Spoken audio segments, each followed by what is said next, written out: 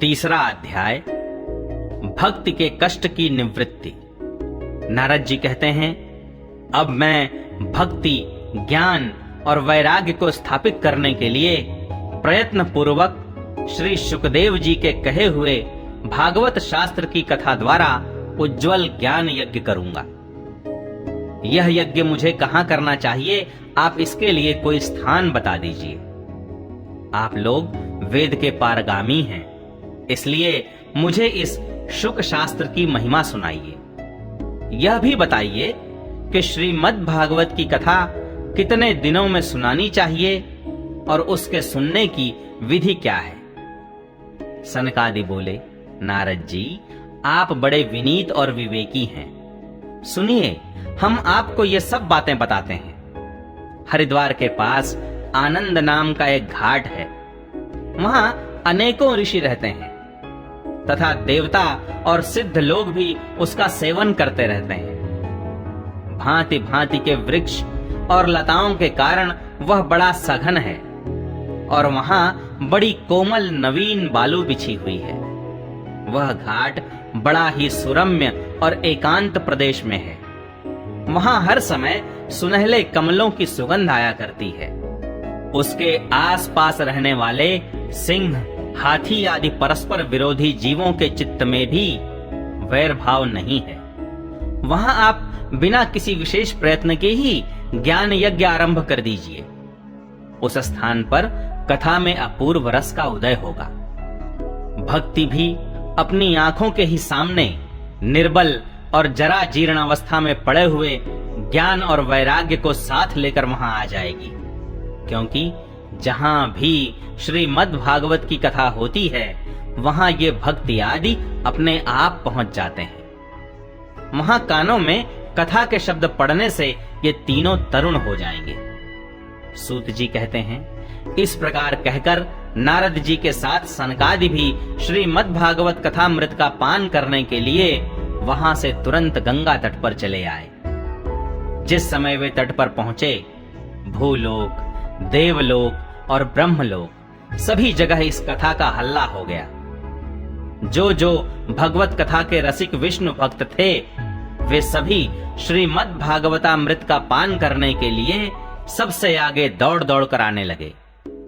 भृगु, वशिष्ठ, च्यवन, गौतम, मेधातिथि, देवल, देवरात, परशुराम, विश्वामित्र, शाकल, मार्कंडेय, दत्तात्रेय, पिप्पलाद, योगेश्वर व्यास और पराशर, छायाशुक, जाजली और जुन्नू आदि सभी प्रधान प्रधान मुनिगण अपने अपने पुत्र, शिष्य और स्त्रियों समेत बड़े प्रेम से वहां आए। इनके सिवा वेद, वेदांत, मंत्र, तंत्र, 17 पुराण और 6 शास्त्र भी मूर्तिमान होकर वहां उपस्थित हुए। गंगा आदि नदियां, पुष्कर आदि सरोवर, कुरुक्षेत्र आदि समस्त क्षेत्र, सारी दिशाएं, दंडक आदि वन, हिमालय आदि पर्वत तथा देव, गंधर्व और दानव आदि सभी कथा सुनने चले आए। जो लोग अपने गौरव के कारण नहीं आए, महर्षि भृगु उन्हें समझा बुझा कर ले आए। तब कथा सुनाने के लिए दीक्षित होकर श्री कृष्ण परायण सनकादि नारद जी के दिए हुए श्रेष्ठ आसन पर विराजमान हुए। उस समय सभी श्रोताओं ने उनकी वंदना की। श्रोताओं में वैष्णव, विरक्त, सन्यासी और ब्रह्मचारी लोग आगे बैठे और उन सब के आगे नारद जी विराजमान हुए। एक ओर ऋषिगण, एक ओर देवता, एक ओर वेद और उपनिषद आदि तथा एक ओर तीर्थ बैठे और दूसरी ओर स्त्रियां बैठी। उस समय सब ओर जय जयकार, नमस्कार और शंखों का शब्द होने लगा और अबीर, गुलाल, खील एवं फूलों की खूब वर्षा होने लगी। कोई कोई देवश्रेष्ठ तो विमानों पर चढ़कर वहां बैठे हुए सब लोगों पर कल्प वृक्ष के पुष्पों की वर्षा करने लगे। सूत जी कहते हैं, इस प्रकार पूजा समाप्त होने पर जब सब लोग एकाग्र चित्त हो गए, तब सनकादि ऋषि महात्मा नारद को श्रीमद् भागवत का महात्म्य स्पष्ट करके सुनाने लगे। सनकादि ने कहा, अब हम आपको इस भागवत शास्त्र की महिमा सुनाते हैं। इसके श्रवण मात्र से मुक्ति हाथ लग जाती है। श्रीमद् भागवत की कथा का सदा सर्वदा सेवन आस्वादन करना चाहिए। इसके श्रवण मात्र से श्री हरि हृदय में आ विराजते हैं। इस ग्रंथ में 18,000 श्लोक और 12 स्कंध हैं तथा श्री शुकदेव और राजा परीक्षित का संवाद है। आप यह भागवत शास्त्र ध्यान देकर सुनिए। यह जीव तभी तक अज्ञानवश इस संसार चक्र में भटकता है जब तक क्षण भर के लिए भी कानों में इस सुख शास्त्र की कथा नहीं पड़ती। बहुत से शास्त्र और पुराण सुनने से क्या लाभ है? इससे तो व्यर्थ का भ्रम बढ़ता है। मुक्ति देने के लिए तो एकमात्र भागवत शास्त्र ही गरज रहा है।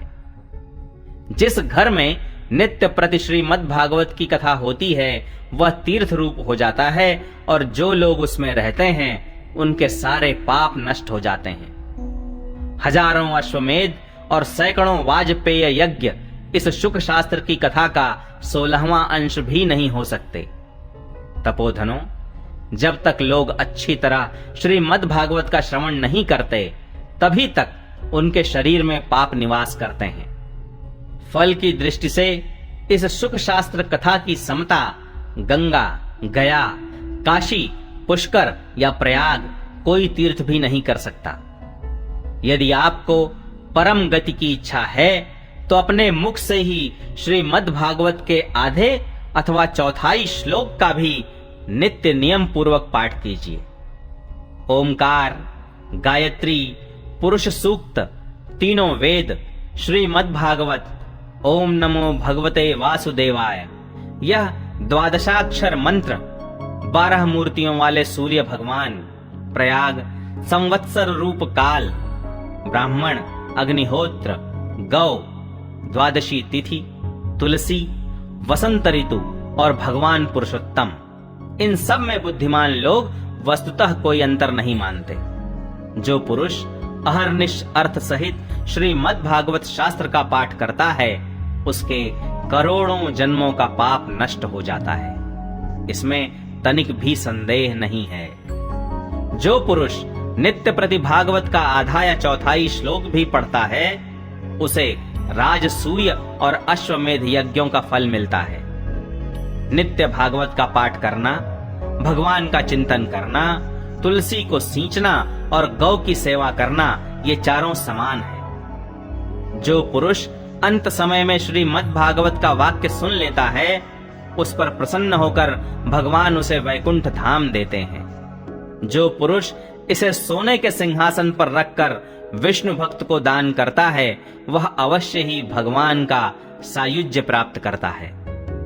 जिस दुष्ट ने अपनी सारी आयु में चित्त को एकाग्र करके श्रीमद् भागवतामृत का थोड़ा सा भी रसास्वादन नहीं किया उसने तो अपना सारा जन्म चांडाल और गधे के समान व्यर्थ ही गंवा दिया। वह तो अपनी माता को प्रसव पीड़ा पहुंचाने के लिए ही उत्पन्न हुआ। जिसने इस शुक शास्त्र के थोड़े से भी वचन नहीं सुने वह पापात्मा तो जीता हुआ ही मुर्दे के समान है। पृथ्वी के भार स्वरूप उस पशु तुल्य मनुष्य को धिक्कार है। यूं स्वर्ग लोक में देवताओं में प्रधान इंद्रादि कहा करते हैं। संसार में श्रीमद् भागवत की कथा का मिलना अवश्य ही कठिन है। जब करोड़ों जन्मों का पुण्य होता है तभी इसकी प्राप्ति होती है। नारद जी, आप बड़े ही बुद्धिमान और योग निधि हैं। आप प्रयत्न पूर्वक कथा का श्रवण कीजिए। इसे सुनने के लिए दिनों का कोई नियम नहीं है। इसे तो सर्वदा ही सुनना अच्छा है। इसे सत्य भाषण और ब्रह्मचर्य पालन पूर्वक सर्वदा ही सुनना श्रेष्ठ माना गया है। किंतु कलयुग में ऐसा होना कठिन है, इसलिए इसकी शुकदेव जी ने जो विशेष विधि बताई है वह जान लेनी चाहिए। कलयुग में बहुत दिनों तक चित्त की वृत्तियों को वश में रखना, नियमों में बंधे रहना और किसी पुण्य कार्य के लिए दीक्षित रहना कठिन है। इसलिए सप्ताह श्रवण की विधि है। श्रद्धा पूर्वक कभी भी श्रवण करने से अथवा माघ मास में श्रवण करने से जो फल होता है, वही फल श्री सुखदेव जी ने सप्ताह श्रवण में निर्धारित किया है। मन के असंयम, रोगों की बहुलता और आयु की अल्पता के कारण तथा कलयुग में अनेकों दोषों की संभावना से ही सप्ताह श्रवण का विधान किया गया है। जो फल तप, योग और समाधि से भी प्राप्त नहीं हो सकता, वह सर्वांग रूप में सप्ताह श्रवण से सहज में ही मिल जाता है। सप्ताह श्रवण यज्ञ से बढ़कर है, व्रत से बढ़कर है, तप से कहीं बढ़कर है, तीर्थ सेवन से तो सदा ही बड़ा है, योग से बढ़कर है, यहां तक कि ध्यान और ज्ञान से भी बढ़कर है। अजी इसकी विशेषता का कहां तक वर्णन करें, यह तो सभी से बढ़ चढ़कर है। शौनक जी ने पूछा, सूत जी, यह तो आपने बड़े आश्चर्य की बात कही। अवश्य ही यह भागवत पुराण योग वेत्ता ब्रह्मा जी के भी आदि कारण श्री नारायण का निरूपण करता है, परंतु यह मोक्ष की प्राप्ति में ज्ञान आदि सभी साधनों का तिरस्कार करके इस युग में उनसे भी कैसे बढ़ गया।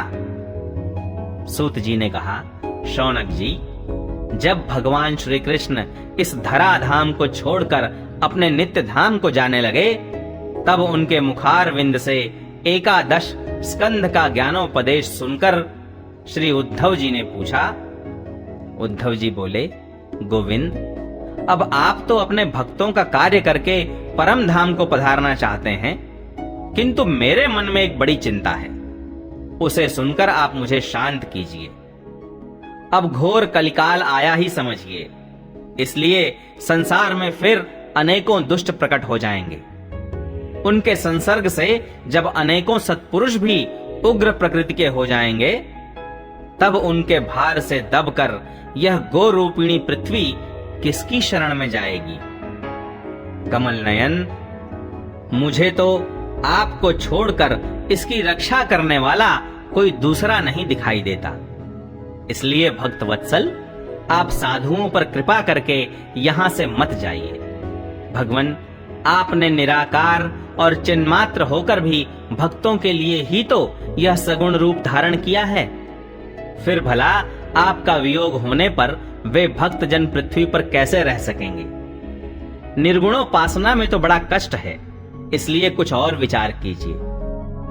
प्रभास क्षेत्र में उद्धव जी के ये वचन सुनकर भगवान सोचने लगे कि भक्तों के अवलंब के लिए मुझे क्या व्यवस्था करनी चाहिए। शौनक जी, तब भगवान ने अपनी सारी शक्ति भागवत में रख दी। वे अंतर्धान होकर इस भागवत समुद्र में प्रवेश कर गए, इसलिए यह भगवान की साक्षात शब्दमयी मूर्ति है। इसके सेवन, श्रवण, पाठ अथवा दर्शन से ही मनुष्य के सारे पाप नष्ट हो जाते हैं। इसी से इसका सप्ताह श्रवण सबसे बढ़कर माना गया है और कलयुग में तो अन्य सब साधनों को छोड़कर यही प्रधान धर्म बताया गया है। कलिकाल में यही ऐसा धर्म है जो दुख, दरिद्रता, दुर्भाग्य और पापों की सफाई कर देता है तथा काम, क्रोधादि शत्रुओं पर विजय दिलाता है। अन्यथा भगवान की इस माया से पीछा छुड़ाना देवताओं के लिए भी कठिन है, मनुष्य तो इसे छोड़ ही कैसे सकते हैं। अतः इससे छूटने के लिए भी सप्ताह श्रवण का विधान किया गया है। सूत जी कहते हैं, शौनक जी, जिस समय सनकादि मुनीश्वर इस प्रकार सप्ताह श्रवण की महिमा का बखान कर रहे थे, उस सभा में एक बड़ा आश्चर्य हुआ। उसे मैं तुम्हें बतलाता हूं, सुनो। वहां तरुणावस्था को प्राप्त हुए अपने दोनों पुत्रों को साथ लिए विशुद्ध प्रेम रूपा भक्ति बार बार श्री कृष्ण गोविंद हरे मुरारे हे नाथ नारायण वासुदेव आदि भगवान नामों का उच्चारण करती हुई अकस्मात प्रकट हो गई। सभी सदस्यों ने देखा कि परम सुंदरी भक्ति रानी भागवत के अर्थों का आभूषण पहने वहां पधारी। मुनियों की उस सभा में सभी यह तर्क वितर्क करने लगे कि ये यहां कैसे आईं, कैसे प्रविष्ट हुईं। तब सनकादि ने कहा, ये भक्ति देवी अभी अभी कथा के अर्थ से निकली हैं।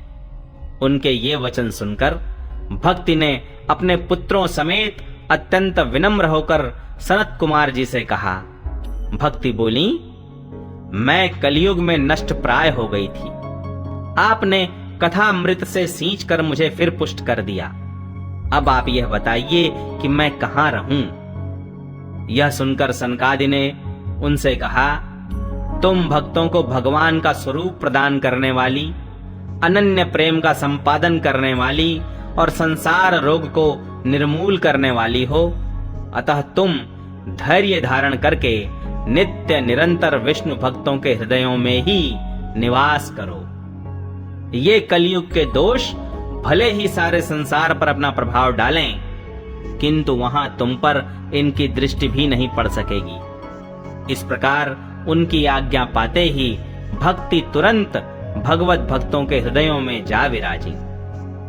जिनके हृदय में एकमात्र श्री हरि की भक्ति निवास करती है, वे त्रिलोकी में अत्यंत निर्धन होने पर भी परम धन्य हैं, क्योंकि इस भक्ति की डोरी से बंधकर तो साक्षात भगवान भी अपना परम धाम छोड़कर उनके हृदय में आकर बस जाते हैं। भूलोक में यह भागवत साक्षात पर ब्रह्म का विग्रह है। हम इसकी महिमा कहां तक वर्णन करें? इसका आश्रय लेकर इसे सुनाने से तो सुनने और सुनाने वाले दोनों को ही भगवान श्री कृष्ण की समता प्राप्त हो जाती है। अतः इसे छोड़कर अन्य धर्मों से क्या प्रयोजन है?